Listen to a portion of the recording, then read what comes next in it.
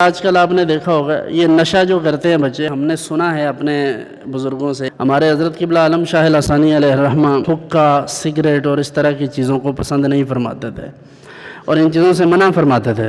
تو حضرت قبلہ عالم تشریف لے جاتے، آپ کسی بستی سے گزرتے تو لوگ اپنے حقے چھپا لیتے تھے، چونکہ آپ جانتے ہیں پہلے لوگ گاؤں میں کسی ایک بڑی جگہ پر، کسی دائرے میں، کسی خاص جگہ پر بیٹھ کر حقہ پیتے تھے۔ اب بھی کہیں کہیں یہ کلچر ہے کہ وہ پھر 5-7 لوگ جو بیٹھے ہوتے ہیں باری باری ایک کش لگا کر پھر وہ دوسرے کو دیتا ہے، پھر وہ اس کو گھماتے ہیں۔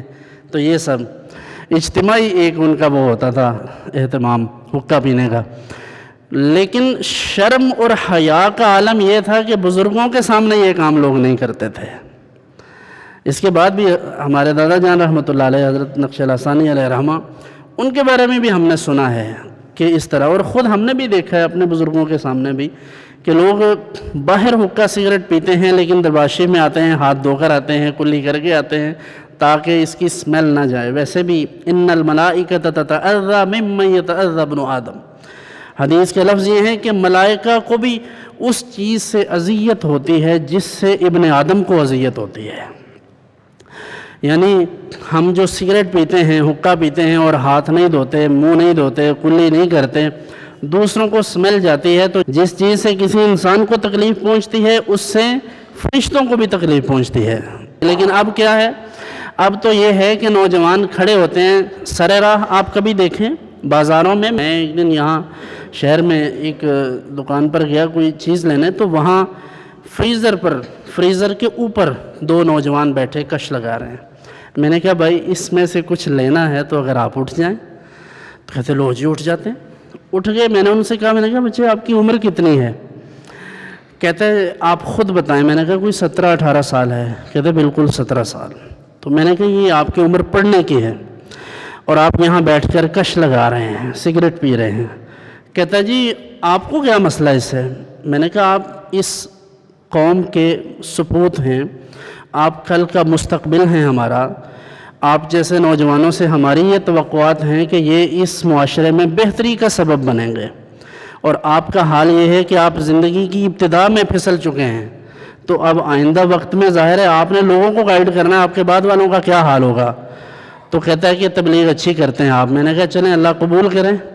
خیر اس نے سگریٹ تو بند کر دیا، لیکن اب شرم حیا نام کی کوئی چیز نہیں ہے۔ یہ تو ایک اجنبی کے ساتھ گفتگو تھی نا اس کی، لیکن ماں باپ کے ساتھ بھی یہی ہے کہ ماں باپ سامنے بیٹھے ہیں، بچے بیٹھ کر سگریٹ پیتے ہیں، جو مرضی کریں۔ اب تو سگریٹ سے بھی آگے شیشہ آیا تھا، اب آئس کا نشہ آ گیا۔ تو لوگوں کو شرم حیا نہیں ہے اور اس چیز میں کوئی عار نہیں ہے۔ بچے سمجھتے ہیں یہ ہمارا انٹرٹینمنٹ ہے، ہم جو مرضی کریں بس انجوائے کرتے ہیں، ٹھیک ہے کوئی مسئلہ نہیں۔ لیکن یاد رکھیے جو لوگ نشہ کرتے ہیں، اگر آپ کسی ایسے بندے سے جو نشہ کرنے والے دکھ جاتے ہیں، پتہ چل جاتا ہے ان کا، آپ ان کو دیکھ کے کہیں جی آپ نشہ کرتے ہیں، تو جو بندہ نشے میں اپنی صفائی دینا چاہتا ہے وہ ابتداً کیا لفظ کہتا ہے؟ وہ کہتا ہے جی میں تو سگریٹ بھی نہیں پیتا، کیونکہ یہ سیڑھی ہے، یہ پہلا زینہ ہے سگریٹ نوشی۔ معذرت کے ساتھ بہت سارے لوگ پیتے ہوں گے، یہ شرعی مسئلہ بھی ہے، اگرچہ اہل علم نے اس کو مباح قرار دیا، لیکن مباح ہونے کی کئی اور وجوہات ہیں۔ آج کے دور میں جب آپ کی میڈیکل سائنس یہ ثابت کر چکی کہ یہ آپ کی صحت کے لیے بہت زیادہ نقصان دہ ہے، تو ایسے میں اس کا پینا جائز نہیں ہے۔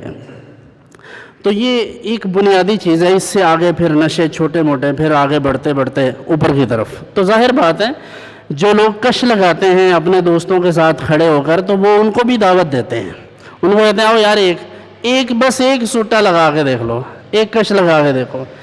ایسا ہوتا ہے، آپ نے بھی دیکھا ہوگا، ہمارے بھی کئی ایسے جاننے والے لوگ ہیں، ان سے ہم پوچھتے ہیں آپ سگریٹ پیتے ہیں؟ کہتے ہیں نہیں جی پیتے نہیں ہیں، کبھی کسی کو پیتا ہوا دیکھ لیں تو وہ دعوت دے دو تو قبول کر لیتے ہیں۔